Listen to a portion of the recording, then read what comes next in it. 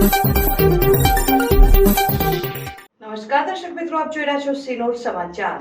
શિનોર જેસી પટેલ સાર્વજનિક હાઈસ્કૂલ ખાતે ધોરણ 9ના 147 વિદ્યાર્થીઓને Canada Robeco asset management private limited company દ્વારા વિનામૂલ્યે સાયકલનું વિતરણ કરવામાં આવ્યું।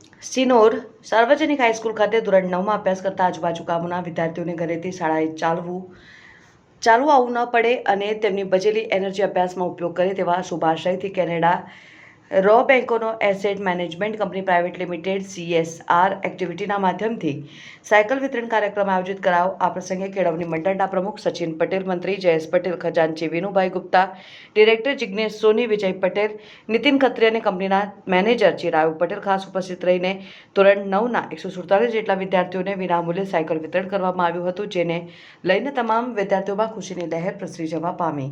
રિપોર્ટર સંજય ખત્રી, શિનોર સમાચાર ન્યૂઝ, શિનોર।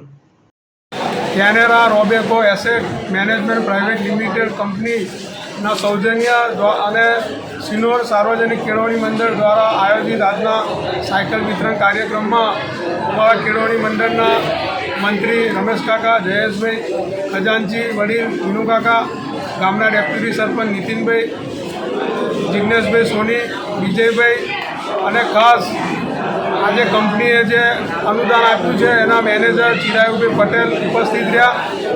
જે શિનોર શાળાના 9મા ધોરણના 147 વિદ્યાર્થીઓ છે એને આ કંપનીએ સખાવત કરીને આધુનિક સાયકલ આજે ભેટ સ્વરૂપે આપી છે।